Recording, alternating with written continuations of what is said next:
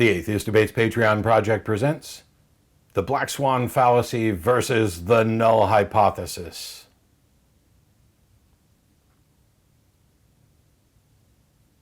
So the response from videos that I've done where I'm responding to questions from email has been really positive. We're going to continue doing debate reviews. We're going to continue doing Bible studies. I've got a passage in 2 Thessalonians that I want to take a look at, along with the authorship of 2 Thessalonians. Those specific things are beneficial, but the foundations are also important. And among the questions I get, a lot of them relate to logical reasoning, fallacies, and confusion about the how and why behind both logical arguments and fallacies, and the very foundations of reason as well. In the last video for June, the one that will be coming up after this one, we're going to take a look at some lessons that I've learned, particularly one that I learned on last week's show, and the confusion between a few fallacies and the issue of named fallacies, and perhaps even an issue with using the word fallacy itself. But this week, based on a couple of emails, I wanted to talk about this idea of the Black Swan fallacy and the Null hypothesis. Because there are people who would look at the Null hypothesis in the sense that I'm talking about it, where it can help us set up what the default position should be, that there's no connection between X and Y, and say, okay, if we do that, then the default position from the Null hypothesis is that there are no black swans. And yet we know from the Black Swan fallacy that it is wrong, it's unreasonable for us to conclude that there are no black swans. Aren't those in conflict? No. And it's due to some misunderstandings about what makes a fallacy, and what both of those, both the Null hypothesis and the Black Swan fallacy, actually say. So let's talk about that a little bit and see if we can't clear things up in a way that benefits people. So let's start with the Black Swan fallacy, which I would argue isn't really a formal logical fallacy anyway. It's more of a kind of metaphor for mistakes. But essentially, if you were to try to put it in language that would describe a fallacy, it would be that because we have only observed white swans, there are no black swans. That is fallacious reasoning, which we'll talk about exactly why in a minute. The reason it's so important is because we discovered black swans, showing that this reasoning was false, even though we should have known that the reasoning is false anyway. The mere fact that you haven't observed something doesn't mean that it's not real. The fact that something hasn't happened within your experience doesn't mean that it's not possible. The Null hypothesis, as I've used it here and elsewhere, is roughly stated, there is no connection between X and Y. That we presume that a deck of cards isn't going to cause cancer, that there's no connection between a deck of cards and an athlete's foot.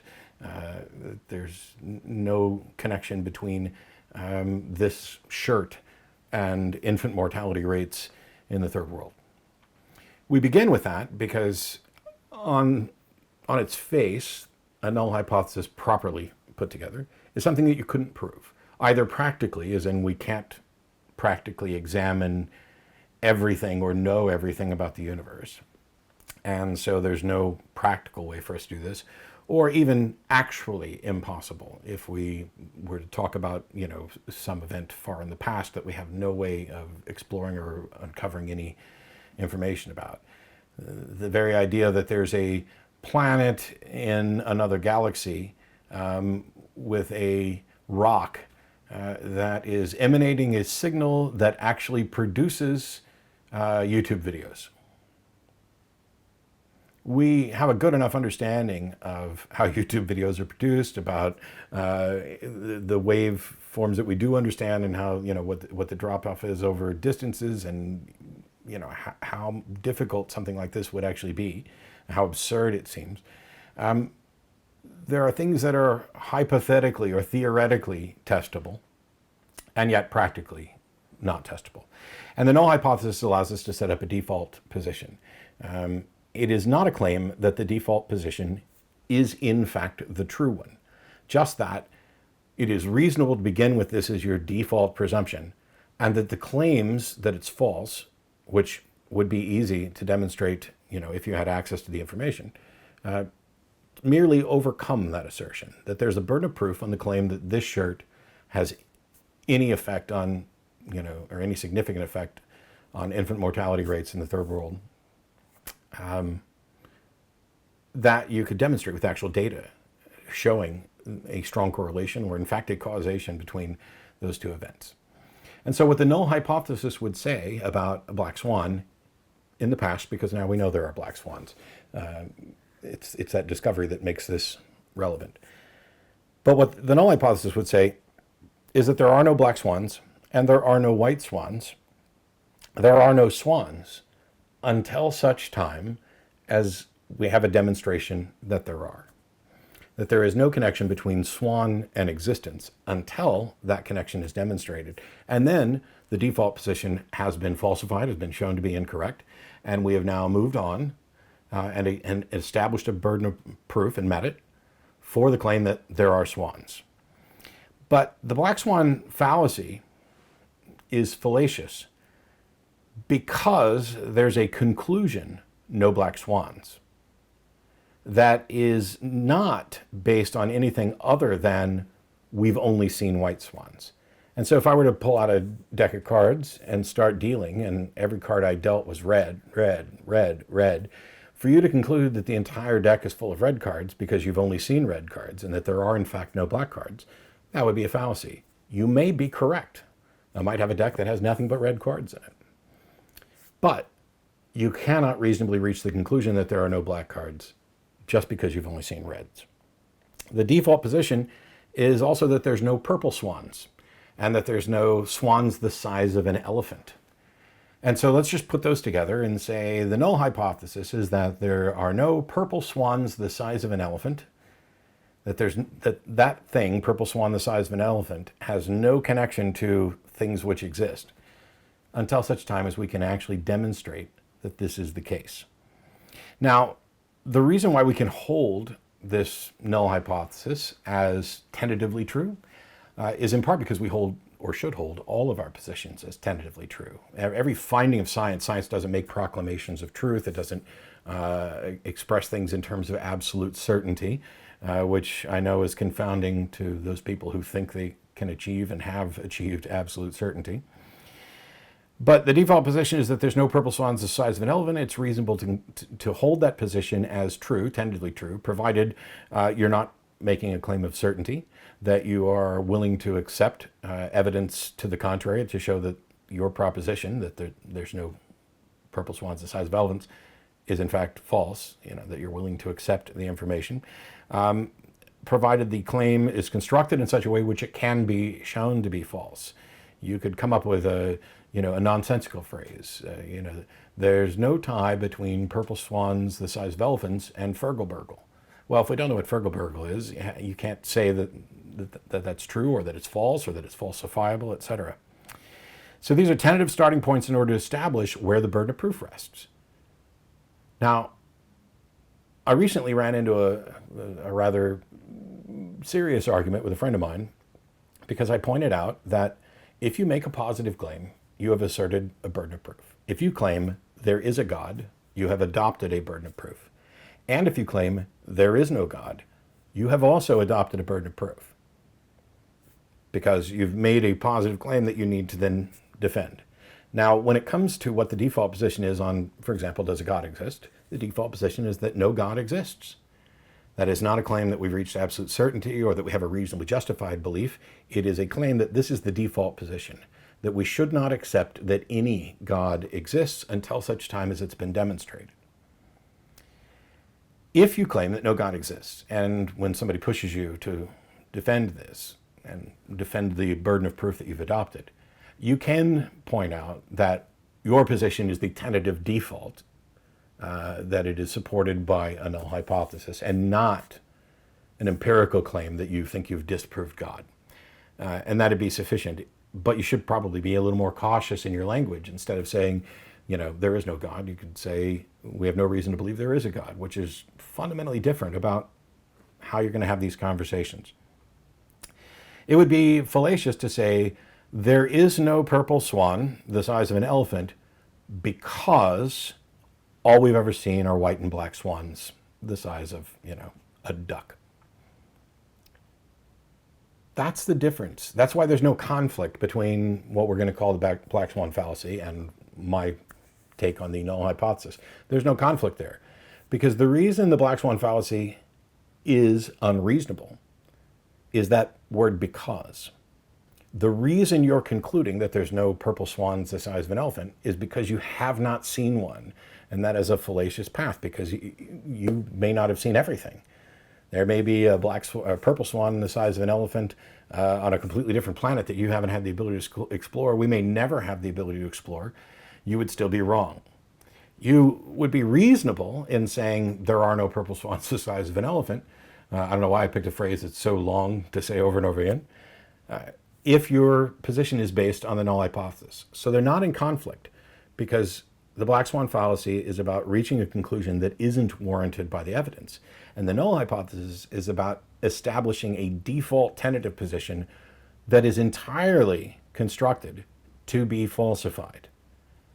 As soon as you show that my default position is false, it goes away.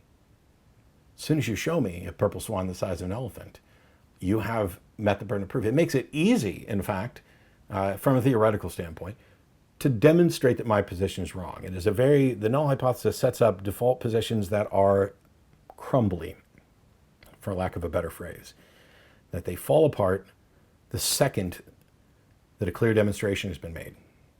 But what if you can't actually produce a purple swan the size of an elephant, but instead you can make a reasonable case based on a bunch of evidence that shows that there's an incredibly high probability that there are purple swans the size of an elephant somewhere else? Well, assuming that the data are good, assuming that your argument is structured correctly, then the conclusion we could reach is that there probably are purple swans the size of an elephant. You don't have to, this isn't, as some theists would object to, this isn't about only believing what you see or only believing a direct presentation. Like the only way for me to be convinced that you have a $100 bill in your wallet is for you to actually open your wallet and show me a $100 bill. There's a number of other paths that would make it reasonable for me to believe that that's the case. For example, if you and I went to the bank and I watched you take out several $100 bills and put them in your wallet, and we head on down the road and we're together visiting and I don't see you spend any money, it's reasonable for me to conclude that they're still in there.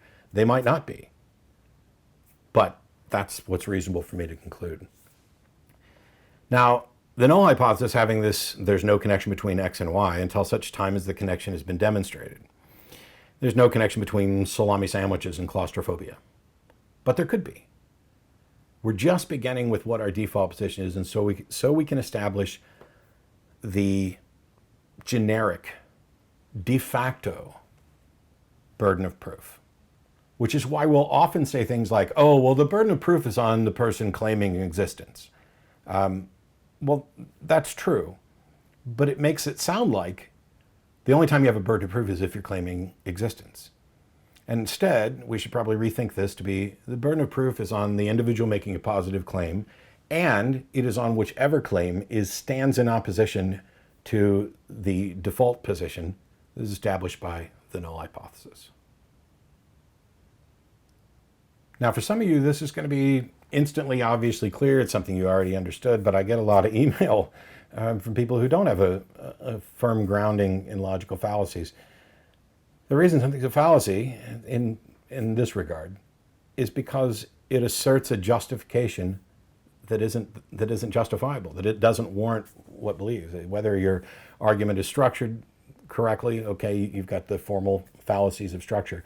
But in this case, to say that X, or that something doesn't exist because we've never seen it to exist, most people understand intuitively that that's wrong. What they don't understand intuitively is what the null hypothesis tells us about the default position. But more than that, because one is about where we're going to begin, and the other one is about what justifications we have to reject this.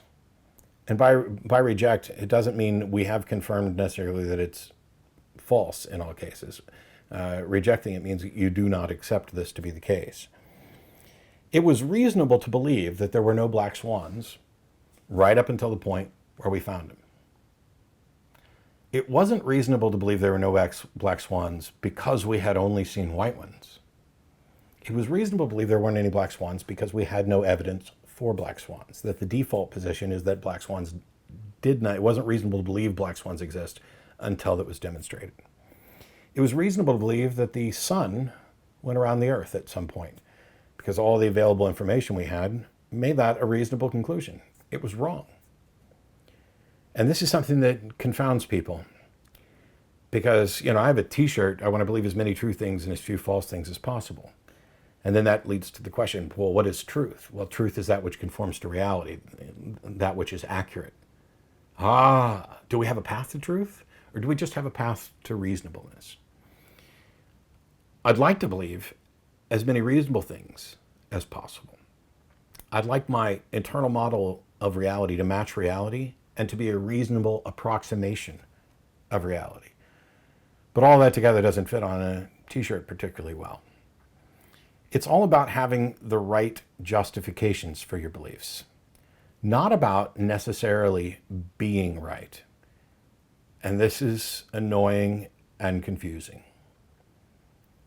Because if we say, once upon a time, it was reasonable to believe that the sun orbited the earth, because the available information led to that conclusion, and there was no evidence to the contrary. We had direct observations. The sun moves across. All of this led to what is ostensibly a reasonable conclusion that we now know to be false. And the takeaway is that it would not have been reasonable to believe that the sun, or that the earth orbited the sun and rotated on its axis, because we didn't have information from that. We didn't have direct evidence for that at the time. And the null hypothesis was that the earth stood still, something that you couldn't prove directly, but you could falsify.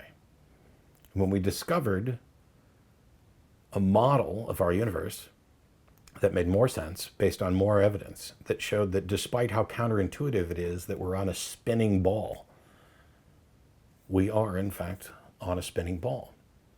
And now, because our understanding of the universe has changed, it is unreasonable to believe that the sun orbits the earth, but it's reasonable to accept that the earth orbits the sun. Having the wrong justification is the path to confusion and mistakes.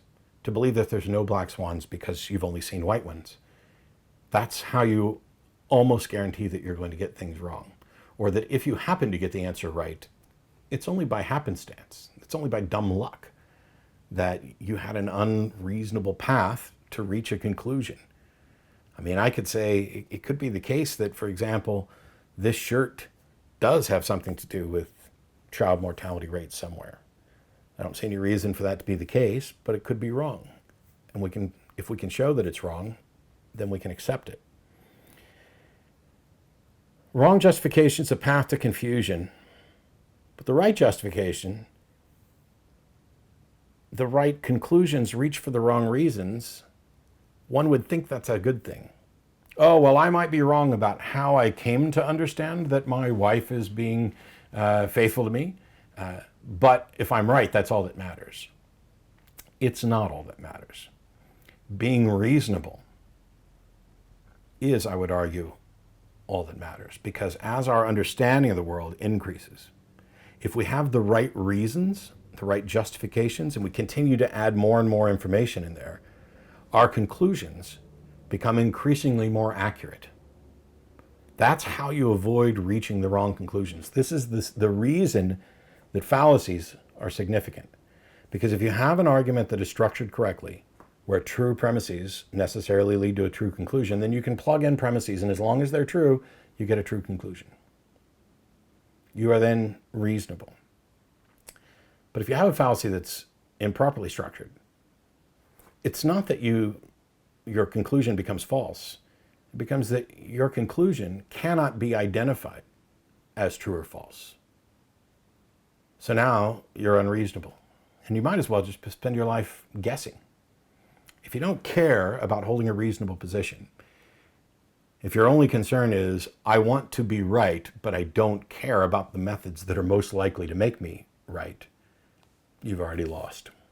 So there's no conflict between the Black Swan fallacy and the null hypothesis. In fact, they work in harmony. One establishes the default position, which must be overcome, and the other one points out one of the many ways we can be unreasonable in trying to overcome that default position.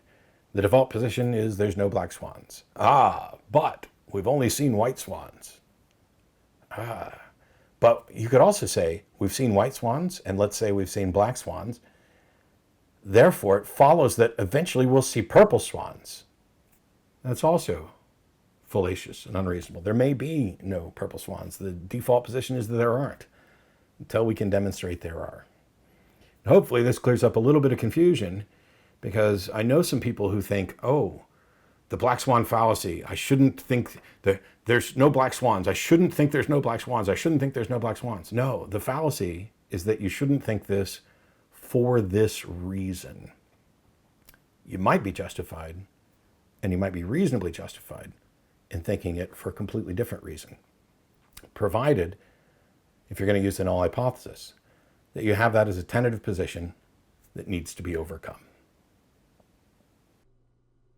This video is made possible by supporters of the Atheist Debates Patreon project. You can find more information and add your support at patreon.com/atheistdebates.